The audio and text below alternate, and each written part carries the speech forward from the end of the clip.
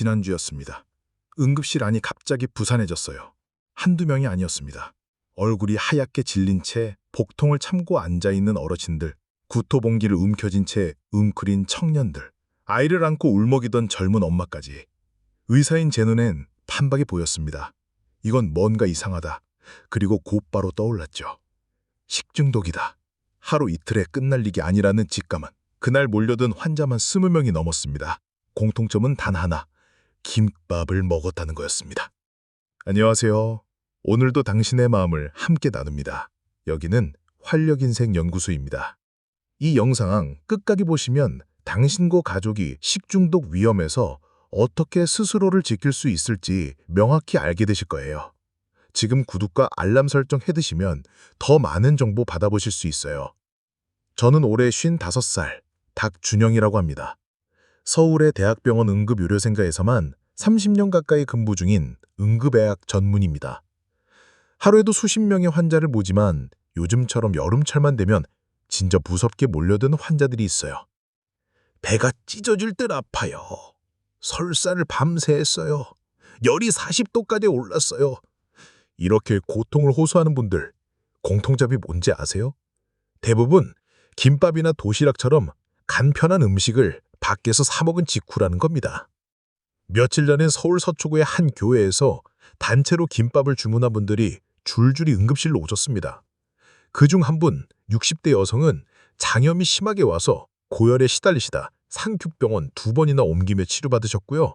나중엔 간 수치뿐 아니라 췌장 수치까지 치솟아서 저희 병원에서도 한참을 집중 치료를 했습니다. 527. 그분의 췌장 수치입니다. 정상이 100 전후니까 거의 5배 이상이 올라간 거죠. 췌장이 손상되면 어떤 일이 생기냐면요. 소화 기능이 무너지고 당 조절에도 문제가 생깁니다. 한번 염증이 심해지면요. 그 고통이 말도 못합니다.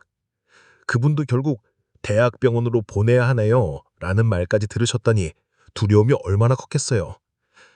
그게 다 김밥 하나 때문이었답니다. 그 교회를 포함해 그날 같은 김밥을 단체 주문한 곳만 6군데. 신고된 인원만 130명이 넘습니다. 발열, 복통, 설사. 전형적인 식중독 증상들이었죠. 그 김밥집 사장은 조리 과정에 문제 없었다고 했답니다. 주문 즉시 만들고 1시간 안에 포장해서 나갔다고 주장하더군요. 그 말 틀리지 않을 수도 있어요. 하지만 그게 전부는 아닙니다. 김밥을 먹고 이런 일이 생겼다니 처음 듣는 분들은 너무 과장된 이야기 아니냐고 하실 수도 있어요. 하지만요, 여름철 집중독은 정말 순식간에 퍼지고 생각보다 훨씬 위험합니다.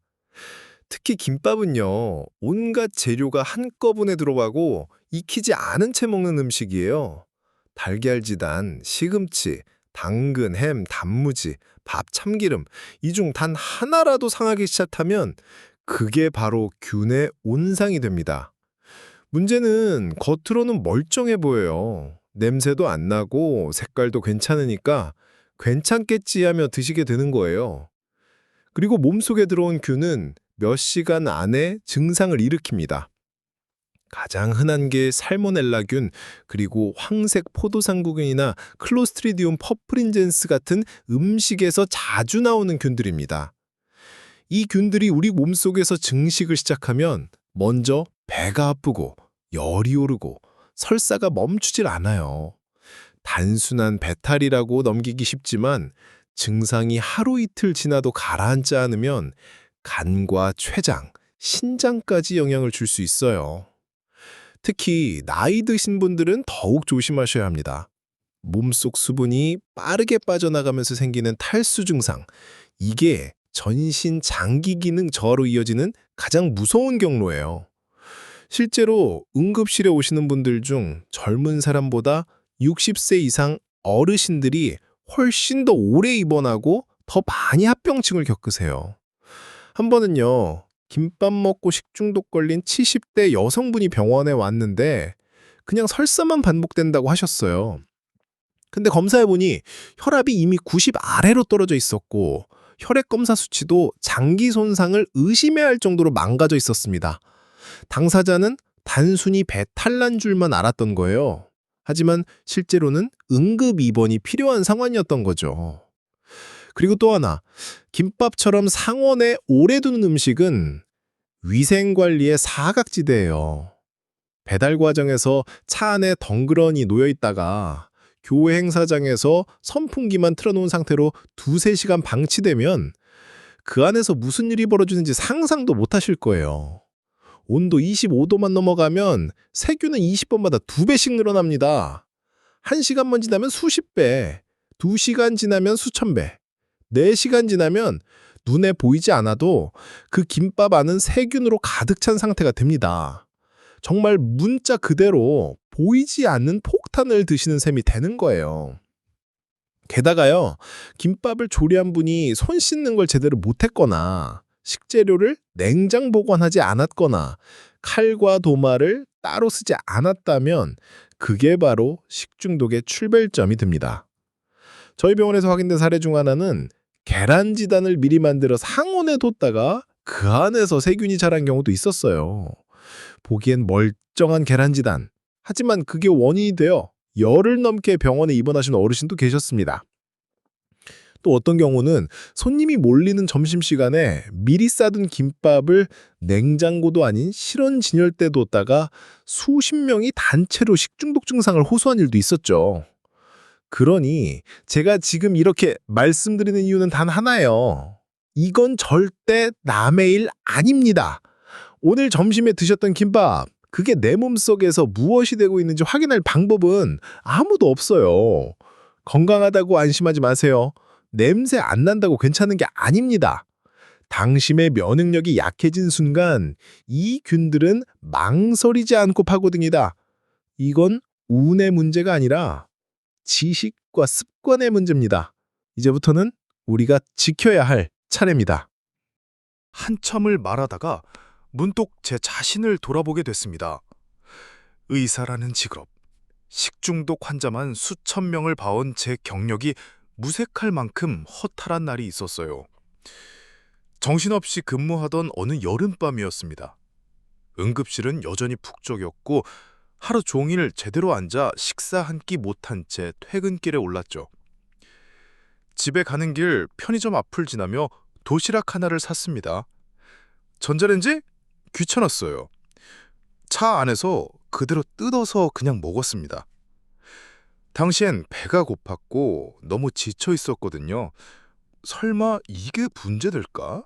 하는 아주 가벼운 마음이었죠. 그런데 새벽 2시쯤 속이 묘하게 울렁이더니 명치 아래가 찢어질 듯이 아프기 시작했어요. 땀이 쏟아지고 의식이 몽롱해졌죠. 처음엔 믿기지 않았습니다. 설마 내가 식중독이라고? 의사로서 수천 건의 사례를 알고 있음에도 그 순간엔 그냥 한 사람의 환자일 뿐이었어요. 그날 새벽 저는 가운도 입지 않고 그냥 환자복을 입고 제가 근무하던 병원 응급실 침대에 누워 있었습니다. 간호사들이 놀라서 달려왔고 동료 의사들이 당직 중이었기에 겨우 수액 맞고 회복했죠. 그때 느꼈습니다. 모른 게 아니라 안 지킨 게 문제였다. 알고 있었지만 너무 익숙한 음식이란 이유로 끝까지 곧 한 끼라는 이유로 내 몸을 너무 쉽게 내줬던 거예요. 그 이후 제 식습관은 완전히 달라졌습니다. 아내에게 말했어요. 앞으로 김밥이든 뭐든 냉장 보관 안 된 거 1시간 넘은 건 웬만하면 다시 데워서 먹자. 아이들 도시락 쌀 땐 반드시 칼과 도막 따로 쓰고 조리 후 무조건 식힌 다음에 뚜껑 닫자고 강조했고요.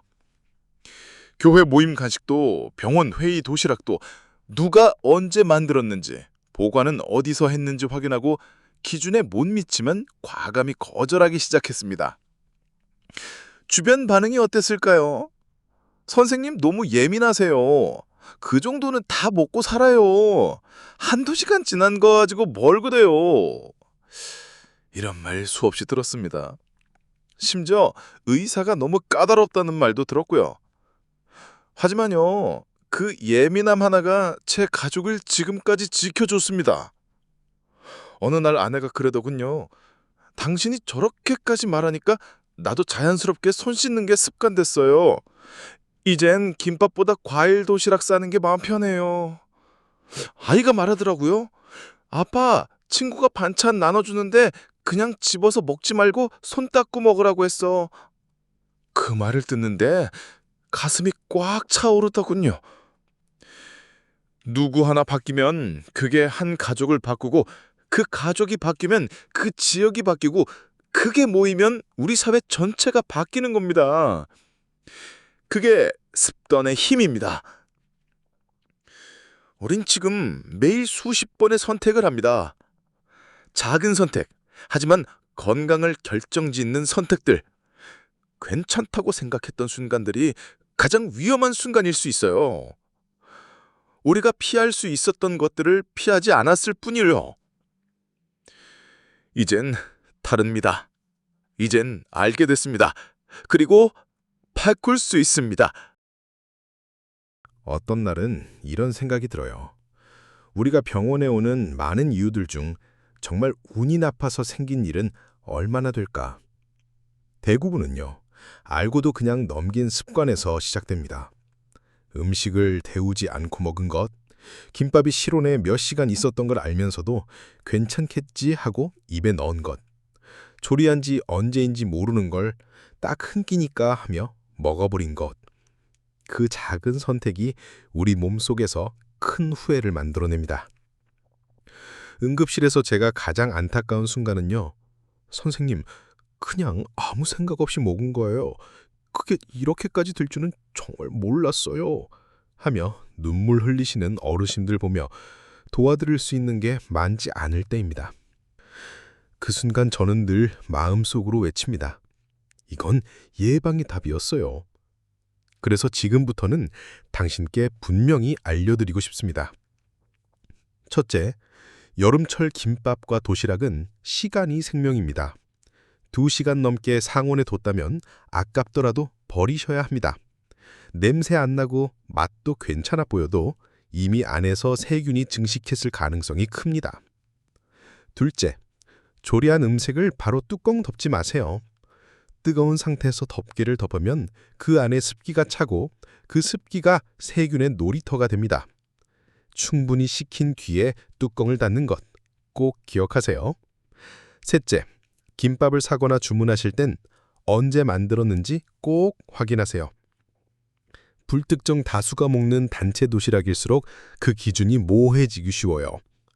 언제 만든 건가요? 이 한마디 당당하게 여쭤보세요. 넷째, 칼과 도마는 재료마다 구분해서 써야 합니다. 특히 생고기, 생채소, 달걀지단 등 균이 쉽게 옮아갈 수 있는 식재료는 절대 같은 도구로 함께 다루지 마세요. 다섯째, 배달받은 음식은 반드시 한 번 더 데워서 드세요.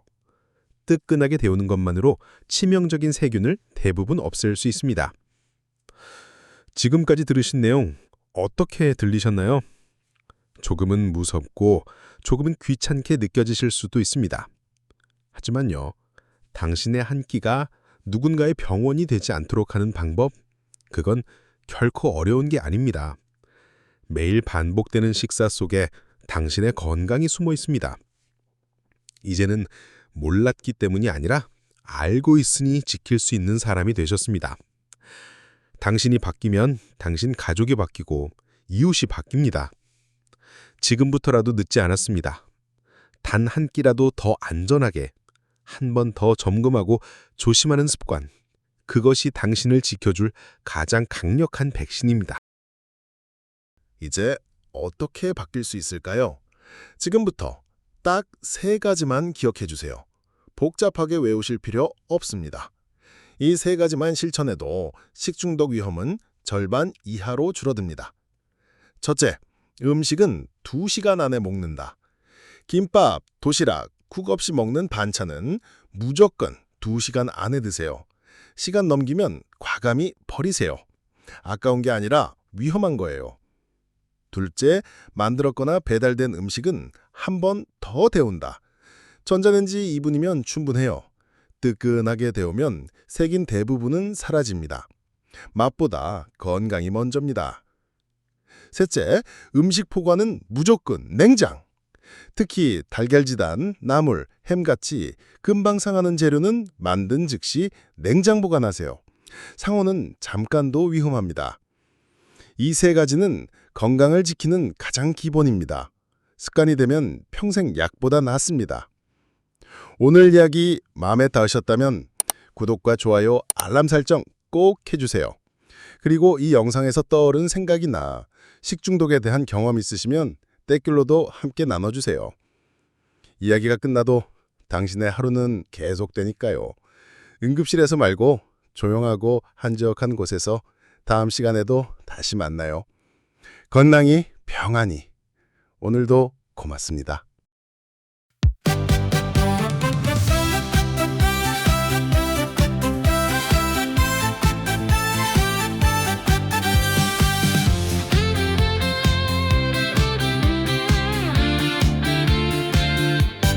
아침 햇살에 눈을 뜨니 창밖 새소리가 반겨주네. 거울 속 주름도 이제는 내가 걸어온 발자국 같아. 참 오래 참았지 나보다 난 먼저. 이제는 나를 위한 하루를 살아볼래. 지금부터 내 인생이야. 남은 날들도 소중하니까. 누구보다 밝게 누구보다 힘차게 내 걸음 내 리듬을 붙여 내 맘대로 웃고 싶어. 이제야 보이네. 참된 인생은 지금부터 내 인생이야.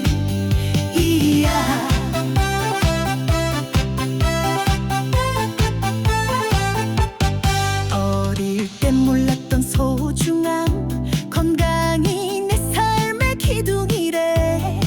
하루 한 번 크게 웃는 것도 내 몸에게 주는 선물이래. 걱정은 너도 나 아직 멀었어. 심장이 말하네. 살아있다고. 지금부터 내 인생이야. 늦었다는 말은 하지 마요. 넘어진 날에도 흙 묻은 손으로 다시 일어나 걸으면 돼. 혼자냐 함께니까. 우리 모두 다시 피어나는 순간. 지금부터 내 인생이야.